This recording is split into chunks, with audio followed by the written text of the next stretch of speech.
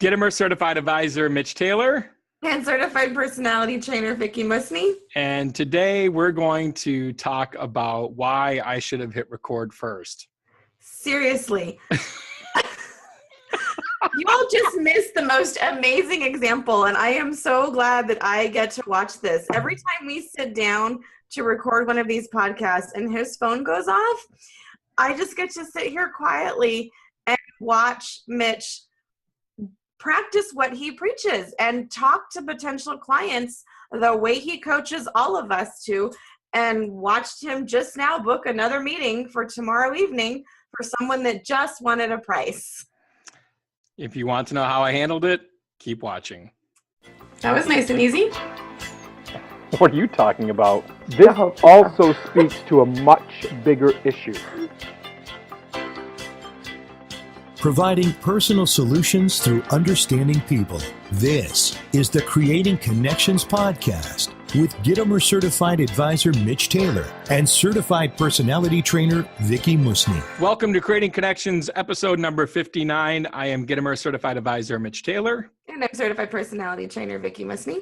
And today is going to be about a quote that I posted on my Facebook wall and a situation that literally, just happened. Just happened. Maybe I'll be able to provide an update on this bride later. You never know. I mean, I'm not saying this is going to be a booking. Okay, when I get to see that the rest of you guys don't, those of you that hear us talk about this on the podcast, or you are participating with us in conversations in the Sales for Event Pros Facebook group, we see Mitch talk about how easy it is to turn the conversations around and how you need to respond a certain way and how to ask for the meeting and how to tactfully yet firmly and successfully avoid the price question until you have a chance to really show what you do.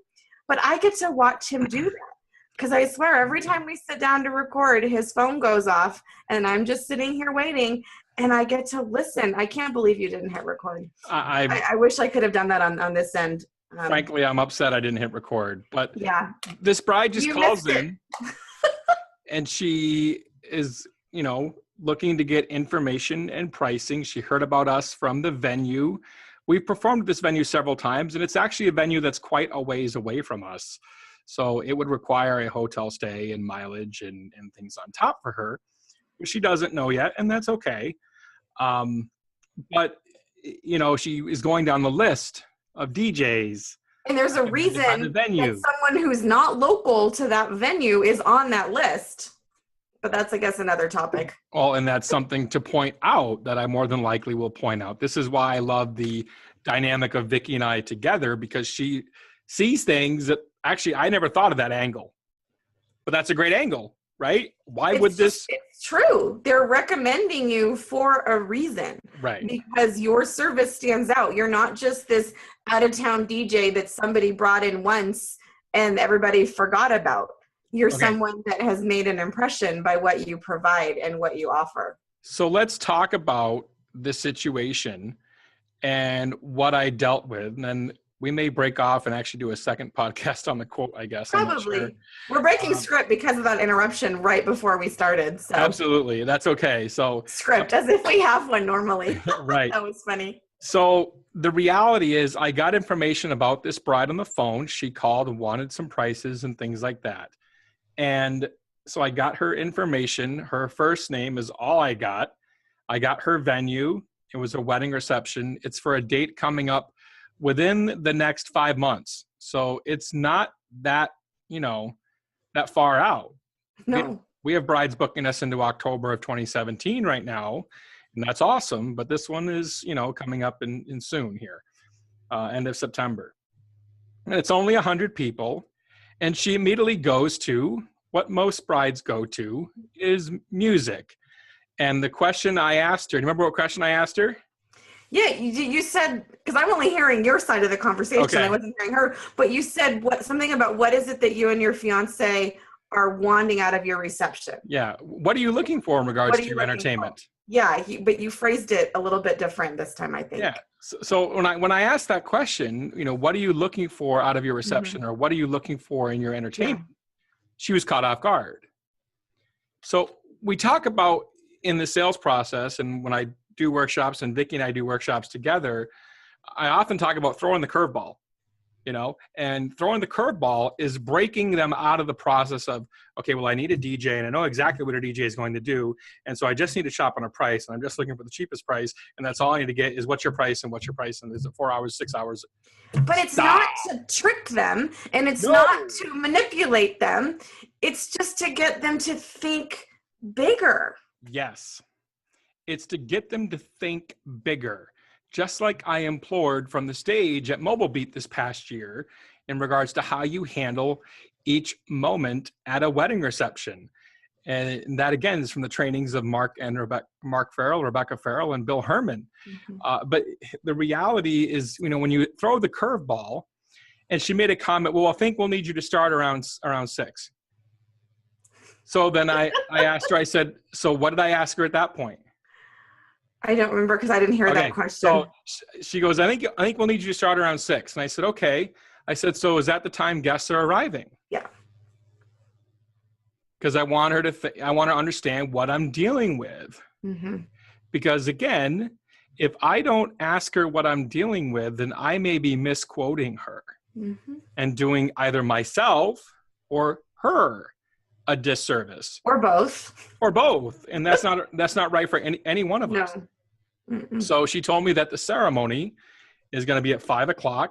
It's going to be relatively close to the property there, and guests are coming over afterwards. Okay. So my next question was, how many people do you plan on having? Why did I ask that question next? The reason well, it's just isn't to help her think about the timeline too and what's going to happen, because there's a transition when you've got people coming from an offsite ceremony to a different venue. They don't all arrive at once the same time, and a lot of people don't realize, they don't think that through, and they don't understand how that affects, and they maybe don't even realize what effect the DJ can have on that transition period, if you will. And the other reason I asked is to find out how else I can serve her better. Mm-hmm. Because if she's having her ceremony at 5 and it's right down the way, and she's having over 100 people, and did she mention it's on a beach? Okay, so people are traveling, and I know for a fact that people are going to travel a long distance to this venue because also I'm researching as I'm going. We talk about that in the sales process. Her area code was a Lower Michigan area code, a 248 number, which is you recognize. Right. It's a good 7.5 hours. Actually, it's more like 8 or 9 hours from where her reception is being held. Okay. So the reality is people are traveling hundreds and hundreds of miles. Shouldn't they not only see you get married, but shouldn't they hear you get married? And now I know that I could possibly, maybe, don't know that for sure yet, but it will be a conversation point about if I can help her with ceremony sound, maybe coordination. I'm sure she probably has a minister already, or maybe she doesn't and she's freaking out. Like the bride Allison and I had yesterday, who was getting married in 2 months and still needs all these things. Oh my. So is she green? Sorry. Yes. How'd I guess? So I guess my point is you need to be listening for clues. Research as you go. I mean, this bride literally just called as Vickie and I were on the phone on our call here. And, I'm researching as I go, knowing it's a 248 area code. She's Lower Michigan, knowing what I got. So I hope you get some information out of this. And the funny thing is too, she of course dived into music right away. We're not huge country fans, and we have specific music we want. She also has had, and the other piece of information I got before our meeting tomorrow night, is she also had a issue with another DJ that she had supposedly hired, and now she finds out that they double booked her. Because you did ask something about who else have you talked to or sat down with or had a meeting with, So that was my last question was, have you had a chance to actually sit down and virtually interview whoever you're considering for entertainment for your wedding reception? And she said her fiance had, and the guy they had previously booked or whatever had double booked apparently. And so that was a problem. So anyway, That was my phone call just minutes ago. Yeah. Do you want to talk about the quote? I mean, because it does all kind of come full circle. It does. The other day. The quote I want to talk about, you know what? I think I'm just going to, let's just wrap this with the quote from Al, and then we'll do a second one here. Yeah. So Alan Robb is a good friend of mine. He is one of the guys who helps produce Midwest DJs Live. Yep. That Vickie and I have both had the pleasure of speaking at. An amazing host from a conference standpoint. He was fantastic to work with. Yeah, Alan's taken my Sales of Solutions workshop, and he's taken Vickie's Personalities workshop, and he's a guy that gets it. And he said something today in our Sales for Event Pros group.